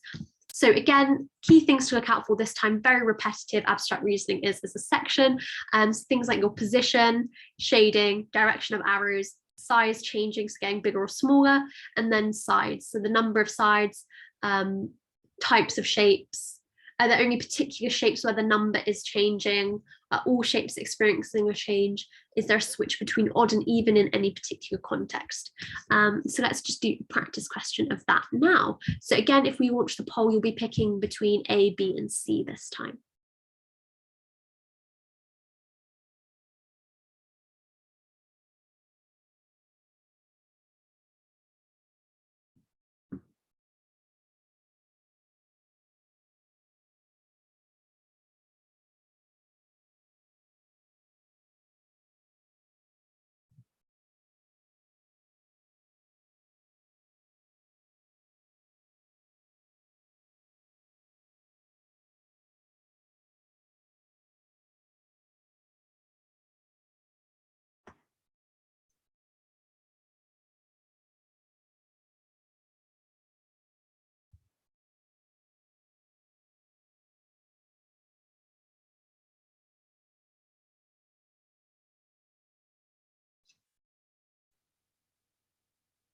Okay, so that's been 50%. If we stop the poll now, please. Thank you. So most people went with B. Let's have a look.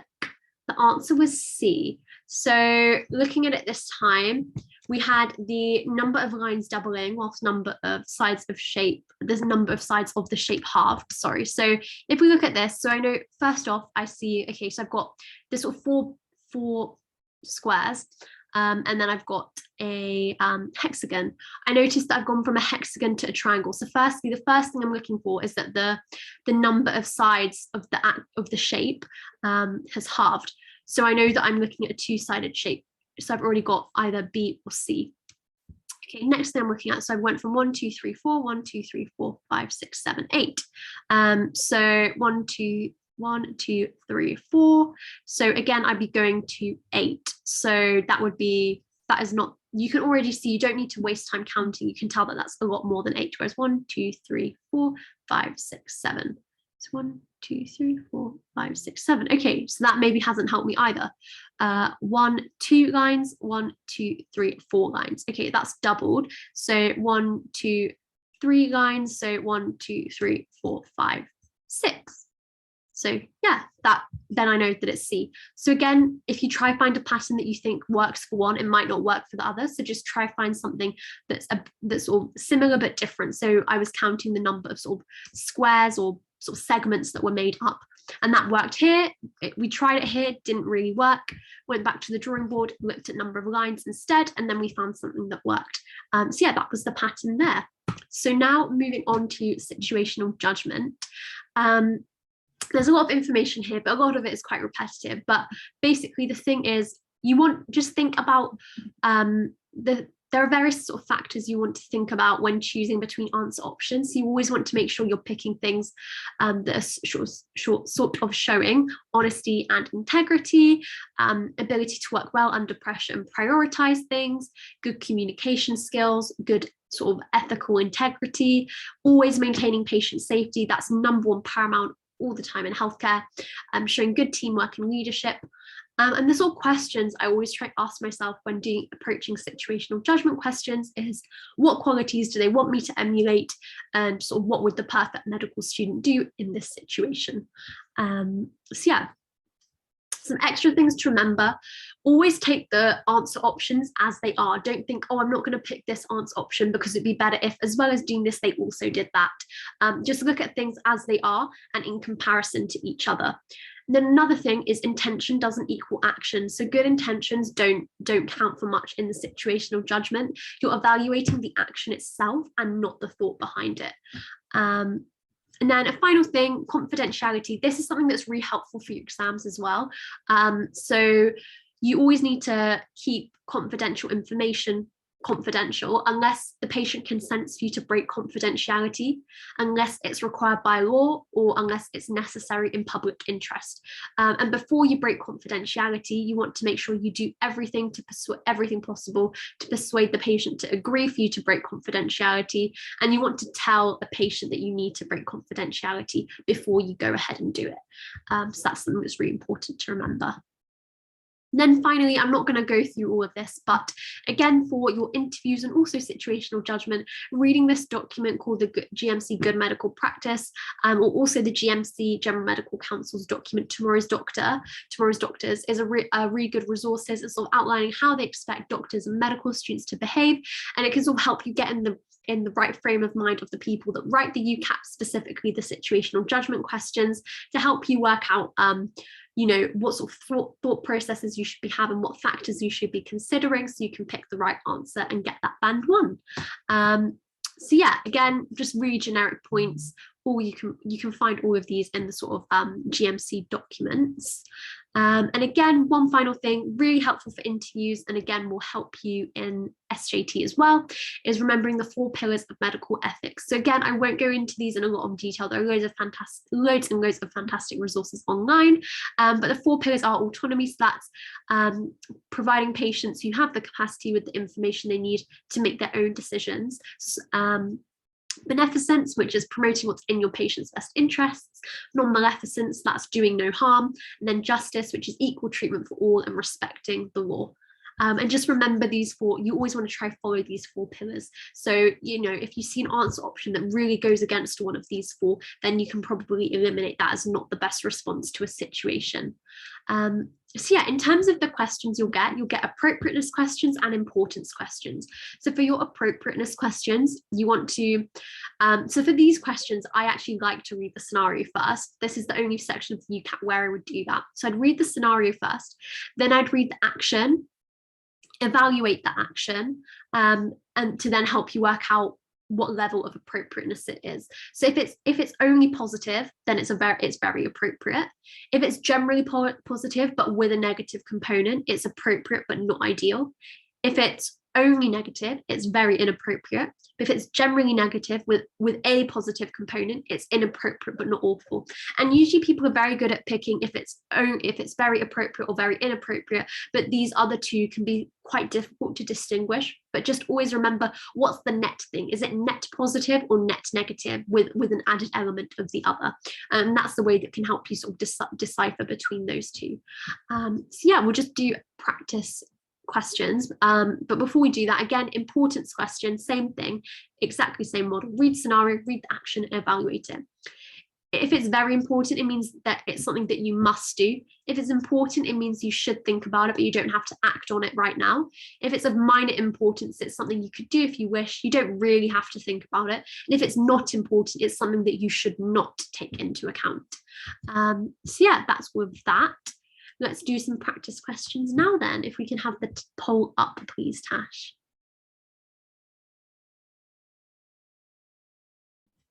Sorry, I'm just trying to find a poll that we haven't answered yet.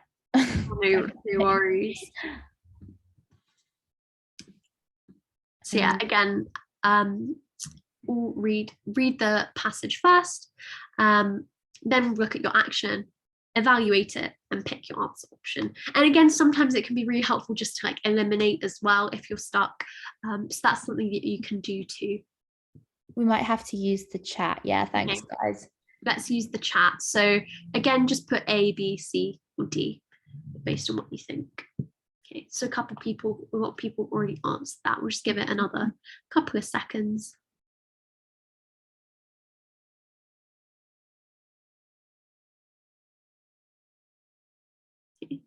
Okay, so we have quite a lot, mostly people saying C or D. So people have identified that's more of a negative thing. So if we just read the scenario, oh, sorry about that. You're a junior doctor doing your night shift. Your colleague sends a message to tell you they'll be half an hour late. You're really tired, you want to go home as soon as possible, but you need to hand over. How appropriate is the following response? Leave to go home at the end of your shift as you have no obligation to stay late and you're exhausted. Okay, just having a think about that. So you're just going to leave. You know, you're not going to do your handover and you're just going to leave. In my sort of using my knowledge as well, being a medical student, handover is really important to maintain patient safety.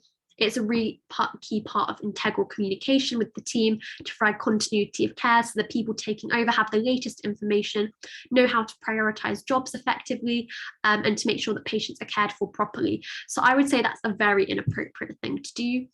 And yeah, that's the answer. So just leaving is going to compromise patient safety, and any sort of a big thing again, patient safety, like I said, is your number one priority.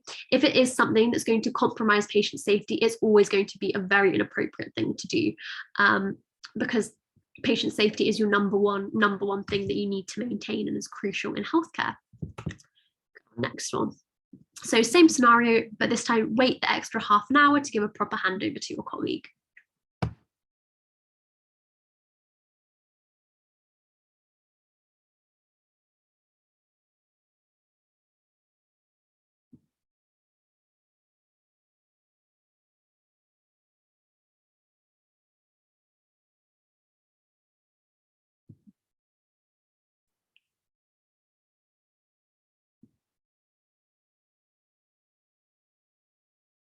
Okay.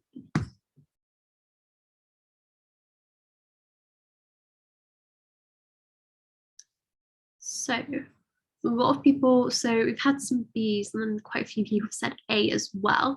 So let's have a look. A, yeah, so staying a bit longer just to give the appropriate handover. That is what the ideal, again, thinking, you know, what qualities are they looking for you to emulate, and what would the best doctor in this situation do? The best doctor in this situation would stay to give the handover. Again, you could say, oh, they're really tired, you know, they want to go home and sleep. Yeah, that is true. But then the person that's been in charge during the night, giving the handover themselves to the incoming team is really important. It makes sure that things don't get lost in translation. And again, it shows good, it sort of prioritizes good communication to maintain patient safety. So that's why it was that one. Let's look at this one. This is an importance question. So again, if you all, same strategy as before, just take a moment to read the passage and then put your answers in the chat. And we'll do this one and maybe one more question, and then we'll just finish really quickly talking about how to structure your revision. And then I'll let you guys all go and enjoy your evenings.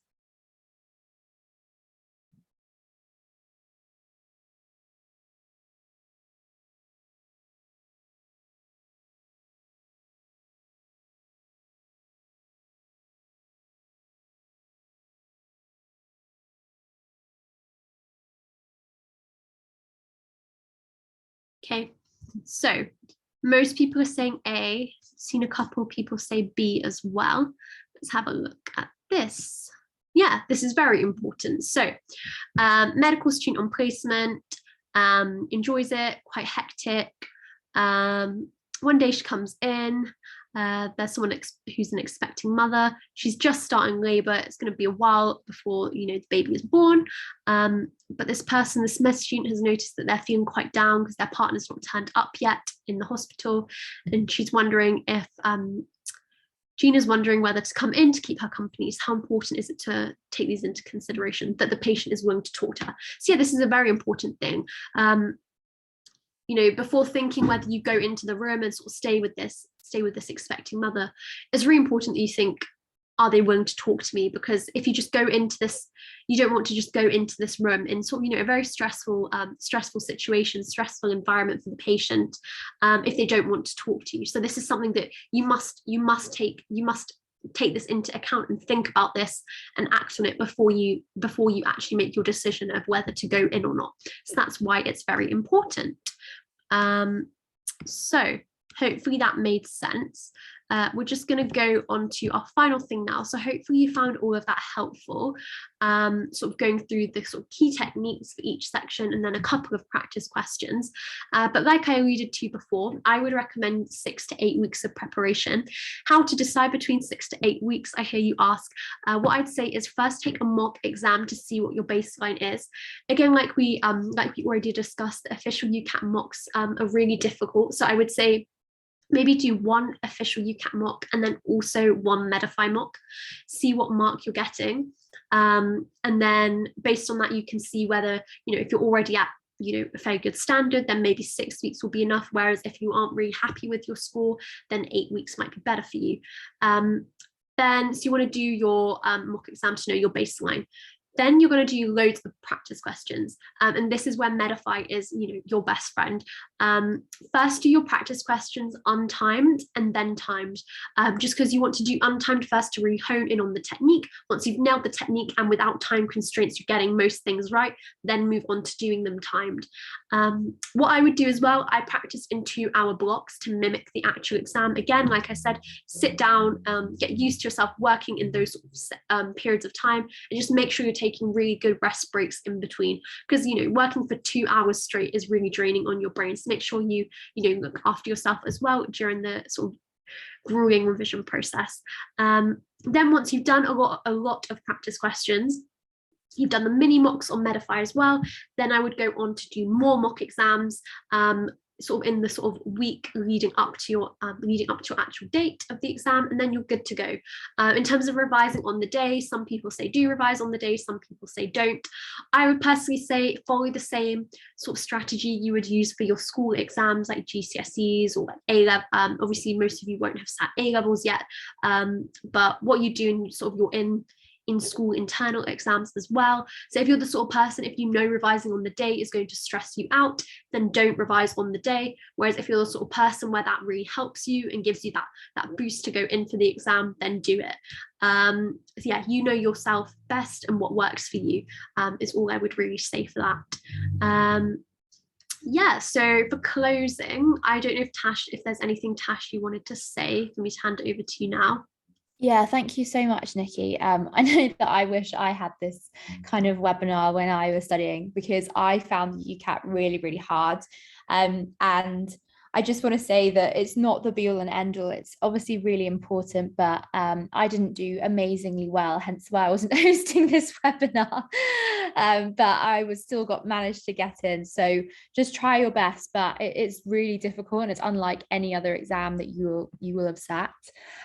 So just a couple more webinars which you guys may find useful. So we've got our medicine personal statement webinar, which is on Monday the 1st of August, and then we've also got everything you need to know about A-level results day, which may be, I guess, for you guys next year, but definitely tell your friends. And we've got lots of MDT webinars coming up in the next academic year too, so definitely follow us on our social medias to keep in touch with everything that we're doing. And just a reminder to for us to say thank you to Medify for sponsoring the webinar. I just wanted to read you a testimonial that Medify would like me to share with you guys. So one student said, "Medify is without a doubt an excellent resource. You practice, you reflect, you move on, and you improve. I'm a real life example of the impact that they make," which I think is really nice. So finally, the next slide. I'm so aware of time. I'm trying to race through. But this is the final slide. If you can provide some feedback for Nikki, that would be really, really useful. It helps as a medical student and a doctor, it's really important. We obviously really enjoy teaching these sessions, but it's really useful for our careers to get some feedback on teaching. So if you were grateful for this webinar and you found it useful, or if you found it really unuseful, which I'd be very surprised, but please do fill out the feedback form. And then we are a registered community interest company, which means any money that we receive, 100% of it goes back into Future Frontline, is reinvested, so pays for things like our Zoom license, our website. We're hoping to run some in-person events, so if you do have a spare few pence or pounds, I'm really grateful, but if not, absolutely no worries. And then finally, our newsletter, you can sign up for that, and you will, don't worry, you won't be spammed, but probably once a month hear from us with the latest events upcoming. But all that's left is just to say, from me, just to say a huge thank you to Nikki. And thank you so much for coming. And I really hope, well, I know if you guys are the type of people to come Sunday 6 to 8, you guys are going to do really, really well. I'm going to pop the feedback link in the chat as well, just in case. I know that I'm not very techie with QR codes, or sometimes the tech fails. So bear with me 1 second. Oh, and thank you to everyone that's putting their thank yous in the chat. I'm glad that you guys found this helpful. I just noticed someone had a question about doing a mock exam on the day before or not. Again, I'd say same thing as whatever you do normally for your school exams. If you're the sort of person that doing it a day before is going to really stress you out, then I would say don't do it. A good alternative, for example, what I did with Medify as well is when I got a question wrong that I found really difficult, I would screenshot it so that I had it for reference to go back to with the answer and the explanation later on. So for example, you could re-attempt those screenshotted questions the day before instead. I'm personally the sort of person I'm the person that before an exam, the morning of, I like to revise, the night before I like to revise. That's just me, how I've always been. So that's what I did for the UCAT. But equally, if you're someone that isn't, that is okay. And don't, in the last sort of 24, 48 hours before an exam, mindset is so important. So if you know that doing an exam is has a risk of really affecting your mindset and hence your performance, I would say don't do it. So hopefully that helps. Yeah, amazing. I don't think there are any other questions unless you know of any, Tash, that need to still be answered. Let me just double check. There was one more specific one. If the sequence questions come up at the end or middle of the exam, how would you recommend going through the exam and finding these questions without wasting time? Okay, so I'm assuming you're referring to abstract reasoning with what I was saying that I used to do. So I used to just use, again, using the mouse. It's very easy to quickly get through them because you know that you're going to get a row of boxes for your sequence questions, whereas you get your this to this as this is to this on the left for those statement questions, and then your big box for set A and set B for those types of questions. So it's very easy to just use the arrow on the keyboard, or use your mouse keeping it in that same position and just really quickly clicking to identify the questions. That's how you can do it quickly. Obviously, if you can work through things in order, that will save you time. But if you're really consistently finding that set A, set B questions are really slowing you down, then I think it's worth you investing that time to find the questions that you have a better chance of getting right. A lot of these things with exact timings and how you work in each sort of section of the exam will be very dependent on how your practice goes, and how you sort of improve over time. So I'd say don't follow any set rules right now if your UCAT is in 2-3 months time.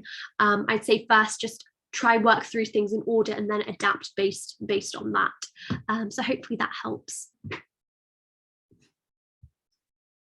Okay, I think that's everything. Is that right, Tash?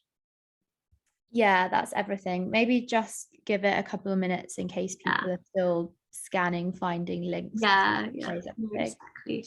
But yeah, hopefully I put our link tree in the chat, which basically has all our links to like social media, upcoming webinars and everything. So hopefully that's easy. And then I guess if you do have any questions after this webinar, then just email us, which is info@futurefrontline.co.uk. I'm just putting it in the chat. But yeah, I think lots of people are dropping out now. We're at 2024.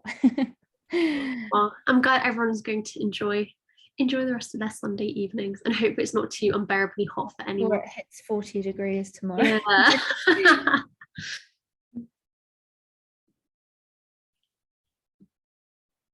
I'm just the woman in the chat. I'm not a legend, but Nikki definitely is. No, I don't know how she did that and very explaining everything. I definitely couldn't do that. Or someone's raised their hand.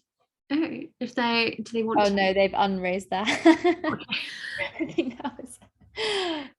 Okay, cool. Should we end it now? Yeah, I think let's end it now. Yeah, right.